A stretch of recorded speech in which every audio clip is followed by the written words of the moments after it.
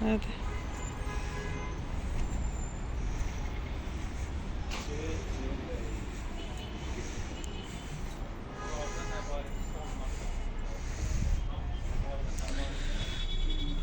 Selamünaleyküm. Salam Pərvin. Özünüzü təqdim eləyin. Niyaməddin, Masazır sakini. Həyatdan çəkə-çəkə gəldiniz, gördünüz Pərvin xanım. Kanalizasiya sisteminin olmamasından, o günkü yağış sularından kanalizasiyanın daşdı. Bax, indi çəkirsiniz, görürsünüz də.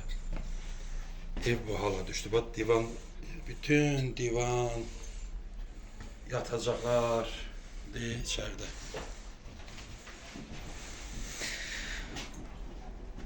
Əziz izləyicilər, görmüş olduğunuz kimi biz Masazırda evlərin birindəyik. Hələ birini sizə işıqlandırırıq.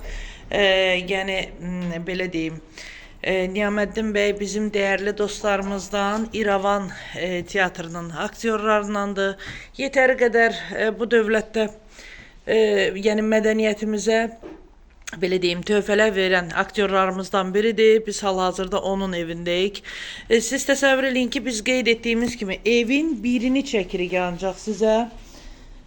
Baxın, bütün elektrik avadanlıqları Çəkə bilərsiniz.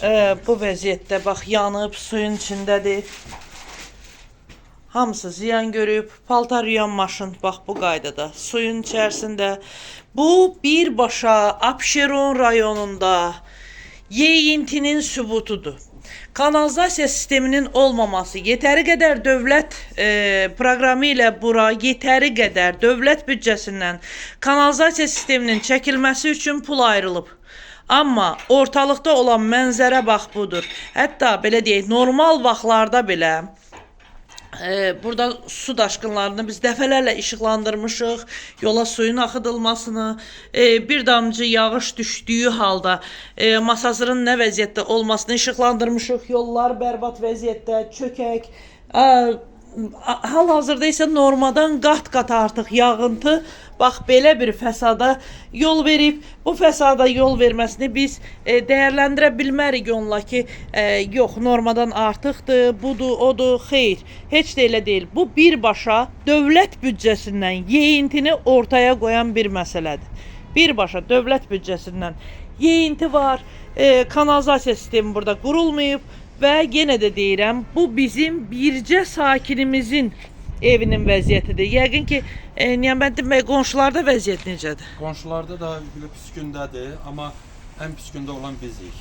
Onların çünki biraz palvalları var deyə palvallar su ilə dolubdur. Evə vurub çıxmıyor. Amma bizdə su evdə əməlli başlı 1 metr qalxdı. Gecə saat 3-4-də gecə yatdığımız yerdə su bizi basmasına oyandıq, ayıldıq.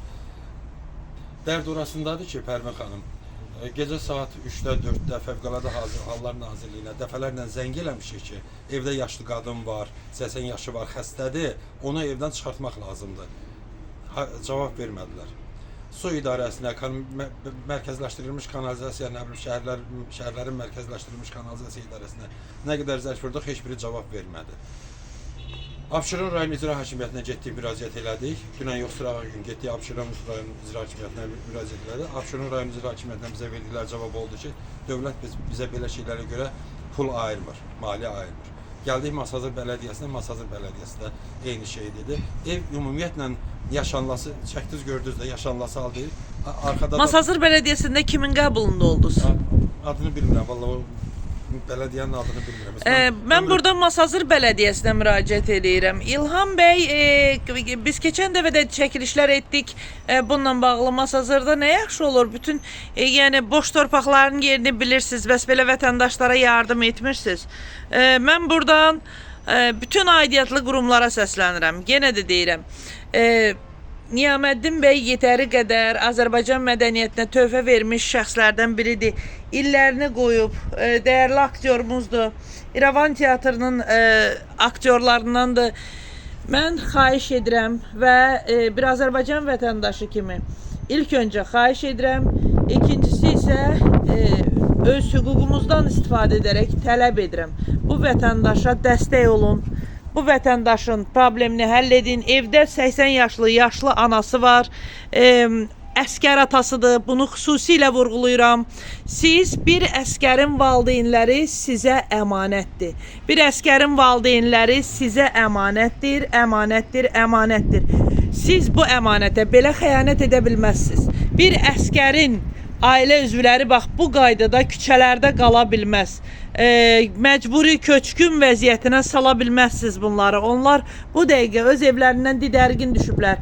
Mən Niyaməddin bəyə müraciət edib onun problemini işıqlandırmaq istədiyimi qeyd etdiyim zaman o qeyd etdi ki, Pərvin xanım, mən Masazırdan, Buzovnadan gəlirəm Masazıra.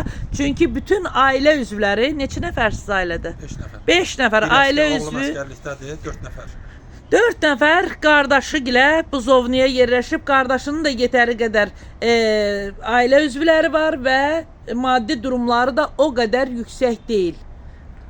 Mən düşünürəm ki, aidiyyatlı qurumlar bu məsələyə bir əncam çəkəcək. Çox sağ olun əziz izləyicilər. Sizinlə mən idim Pərvin Abışova. Biz hal-hazırda Abşeron rayonunun Masazır qəsəbəsindəyik və burada bax belə bir vəziyyətdə bir evi işıqlandırdıq. Bir vətəndaşın, bir əskər atasının sizə müraciətini, fəryadını çatdırırıq. Xahiş edirik, abunə olasınız və maksimum paylaşasınız. Çox sağ olun, minnətdaram sizə.